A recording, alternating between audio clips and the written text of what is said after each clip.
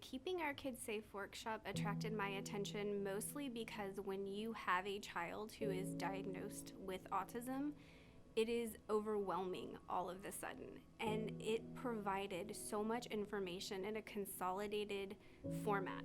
So it gave you ways to find therapies, it gave you ways to find water safety, it gave you ways to protect your child. So it was just a lot of information that was very easy to access.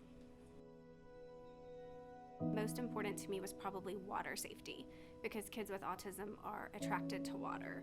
So that was a huge one. And then the second one, they actually added in some things about protecting your child from abuse, various forms of abuse, and sometimes with nonverbal children.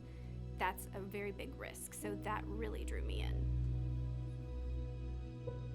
I think the Tampa Police Department Special Needs Registry drew me in particularly because every autistic child person, they're all very different. So you can be trained to deal with them, which I know they are, but it helps to have specific information about that child, such as they're drawn to water, or they have a certain place they like to go hide, or things that may trigger them to respond negatively. And I think if they can have that information in a situation where I may need help ahead of time, that's going to make the whole process much smoother. I think that we need the acceptance and we need the awareness, because it's just so prevalent today that you don't go through daily life without coming across someone who has autism.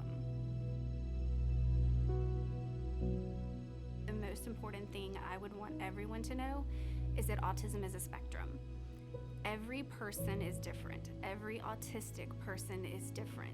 You need to, when dealing with them, get to know that particular person or child, because what works for one doesn't work for all.